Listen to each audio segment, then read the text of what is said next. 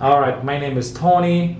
I'm actually a coach. I've been a coach for about 20 something years. I started coaching martial arts. Um, I've won titles in martial arts, obviously the world championship twice, 4 times European championship, and I really fell in love in bodybuilding. And you know, I started back in Lebanon. I actually managed a gym and trained with probably one of the best people in Lebanon, and I moved to the United States, and it became my passion to really help people, and just became a coach, and yeah, that's what I do. Yeah. So let's talk about a little bit like what it takes to be a bodybuilder. Like, how do people discover that that's something that they want to do? Like, how do people, when they come to you as their coach, like what typically do people ask of you, I guess? To be honest with you, to be a bodybuilder, obviously that takes a lot of discipline. Like it's not as easy as people they think. Like, hey, I'll just go to the gym, work out, and I see a little bit muscles, then I become a bodybuilder. I think people are meant to be because the discipline that they've had. So, for example, like whatever you started at a young age, if you were disciplined in any type of sport, eventually you'll kind of like wean out of that sport. If you were like doing martial arts or running or volleyball, you feel like you get to an age where like, okay, I can't compete anymore, and I want to still have passion for exercising and working out. I feel a lot of these people they turn to bodybuilding because they feel like they have the discipline for the nutrition, they have the discipline for working out, they have the patience to actually build muscles. We all know that if you are in the bodybuilding industry, it doesn't come from 1 or 2 or 3 years. Like, it takes years to build muscles, and you have to be very patient about it. And I think that's when someone comes to me and I look at them and I know their background, like they've done sports when they were young, they've won, they've competed. I can tell that these people are extremely passionate about sports, and they know the in and out of how hard is this sport, because it is the hardest sport in the bodybuilding, because it takes so much discipline, nutrition, sleeping, training, recovering. It's like basically you're like a robot. You know what time do you eat every day, you know what time you work out, you know what time do you sleep. So basically your life is really repetition. Yeah, so people do well when they've had some kind of base behind them, some kind of athletic ability and base that they've already lived up to. Yeah, almost every person that I've worked with had some type of discipline. If they were gymnasts or they played any type of sport, you can tell that their passion will change as they grow older, and they feel like, I want to turn my passion to something else. And then they find themselves at the gym every day, and all of a sudden like, hey, I really want to try to compete, or do something like that. Yeah. Mm-hmm. So you talked about consistency, and I know like for women especially, like trying to get results, a lot of us want it very quickly and want it to happen overnight, but that's really not the case, right? Like it takes time to build muscle. So like if someone was coming to you wanting to turn their fat into muscle, like what's a good time frame of really when you can start to see changes in the body, and what does that mean? Like what other standards are they having to live by in order to achieve that? Yeah, that's a good question. It depends every person how much they can do. But I can give you an example. I had a client who weighed 285 pounds, and he decided he wanted to compete. And I thought, you have to give me a full year. And in 1 year, he went down to 192 and competed on stage, obviously, and did very extremely well. The hard part about it, now let me take it back. He was a football player for a long time. He lifted weights for a long time, but he didn't take his nutrition right. So that was, the easy part. So he had the muscle mass. So when he lost the weight, he had the muscle mass. But if a person who barely maybe worked out, and they're trying to hey, I want to do this. Depending on what divisions they're going to compete in, it takes a long time. I mean, it all depends. I have to see that person to look and see where they're at and which division they can actually compete at. So what's the ideal client for you? Ideal client would be always coming from an athletic background, because it's so much easier to know that this person can be committed, and having the passion behind what they do, and having the patience knowing that things takes time.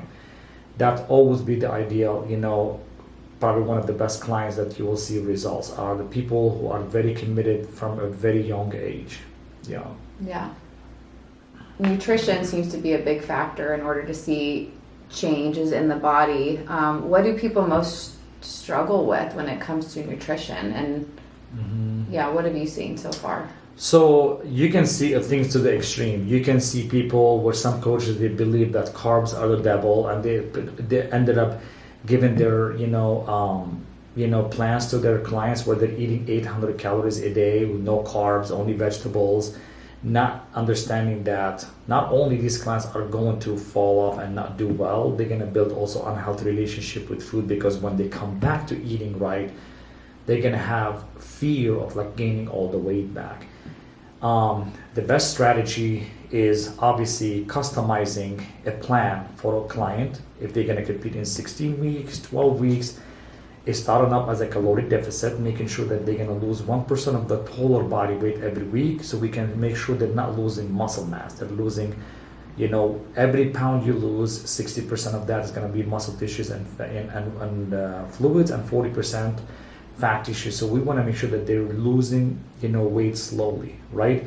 As they will come closer, to their show, it's very important not to put their health into a danger where they're eating 700-800 calories doing 2 hours of cardio. At the end of the day, a lot of these people, they're gonna have a hard time going back to 1,500, 2,000 calories and not doing cardio, because there's no balance. That's why it's better to take longer prep and making sure that they are not devastated 6 weeks out, where they feel like, I'm hungry, I'm tired, I can't sleep, my biofeedback. And that's something a lot of coaches, they don't talk about. They have to ask their clients all the time, how is your biofeedback? That means how's your bowel movement? How is your sleeping? How is your hormonal balance? All that stuff. And if this is not checked, no matter what you do, you're not going to be able to obviously be in your best shape in the show. You have to make sure that you are feeling healthy inside and outside to get to a show. Of course, you're going to be tired. Of course, you're going to be hungry. That's normal. But not to the point where you can't sleep, you can't function, you're foggy. That's not how it should be.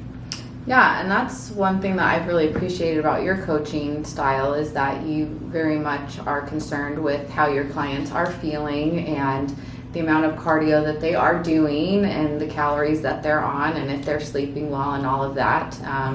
Because a lot of coaches are pushing the extremes. And so I've had people ask me before, how long I spend at the gym, or if I'm just eating chicken and broccoli and that's all I'm eating, which is not the case. So another thing too is, really being an advocate to be natural and not putting unnecessary ingredients or substances in the body, because that can create a whole, slew of issues. Yeah. And one of the things also totally a lot of people, what they understand is hey, I have a show in 12 weeks. I'm going to start working out now. It's I always tell them, no, this is how it works. The way it works is you are already working out. You are already eating at a surplus. If we have 12 weeks, we take you from a surplus to a maintenance, from maintenance to a deficit. I can't take you from a surplus eating 3,000 calories to down to 2,000 calories. Right now, you are burning literally 7,000 calories a week. So there's a way where you have to really shorten it down to the people to know that, if you are already in shape, it makes so much sense to you to compete 12 to 16 weeks and not feeling, exhausted. But if you're not in shape and you're saying hey, I'm gonna kill it, I'm gonna work out twice a day, it's going to be a matter of time where you're going to quit, halfway, because it's too much. You're going to be sore, you're going to be tired, you can't sleep at night. So the quick fixes really are not I'm not really, something that I would push, because all these quick fixes that people they do, with the unnecessary supplements, thinking that this is going to do the work. Nothing will outwork a hard work. If you're a hard worker and you know your thing, no matter what, you're always going to come up at the top, at the end of the day. Mm-hmm. Yeah.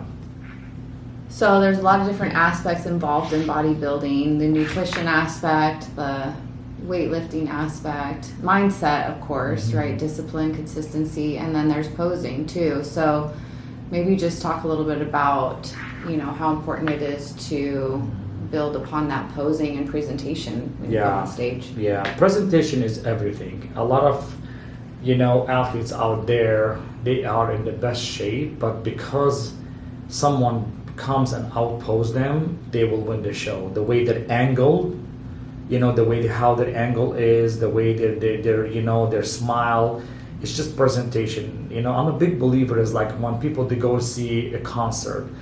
For example, if I want to go see, let's say, Michael Jackson or Madonna, we all know that when we go there, they're gonna put on a show like no other day, right? And if you're a rock star, you're gonna bring millions of people because they're going there, they're waiting for you to present your best. And then when you're on stage and you're wiggly and then you're shaky and you're looking somewhere else, the judges sense that, and they don't sense that like, wow, look, confidence. Yeah, the confidence confidence. Is gone. Yeah. Big time. So that's why it's so important. Like a lot of athletes, they really, really need to focus a lot on posing every day. I would say about 4 times a week, no less than 15 to 20 minutes to really practice and just video yourself. So you can see, not just practice, you have to video yourself, look what you are, where you're looking, where's your arms, where's your legs, and over, practice becomes, obviously natural, where you feel like this is natural, I don't even have to think about it twice, Yeah. Mm-hmm. It is a very selfish sport, It is. because there's so many different aspects that you have to, keep as a priority if you want to be doing well. So it is very selfish, self-centered kind of a sport, and for certain periods of time. But I think it's important to mention too that you not only work with people that are wanting to compete up on stage, but people that are also wanting to make those lifestyle changes and just kind of change their body composition and overall health as well. So yeah, I truly believe in being beneficially selfish in any type of transformation. It's going to take a lot of consistency, and you're going to have to be selfish. Maybe not everybody's going to be in a family like supportive of you, but they know that you're doing this for a reason, right? Like, it's not like they have to eat what you eat. They don't have to weigh their food like you. They don't have to go to the gym every day. But knowing that this is what makes you happy, this is what your goal, I think that's so important. But any sport that you take seriously, if it's boxing or martial arts or anything, you have to have the discipline where you're much different than a normal person, where they have to go to work 8 to 9 hours a day. They don't have to think about when is the next meal. An athlete's life is extremely repetitive and it's a lot of routine, right? But that's what they paid for. That's what they do all their life, right? But that's the level of discipline that people don't understand what it takes to get to that part, right? And it takes a lot of work, Yeah. sacrifices for the goals that you have. Yeah.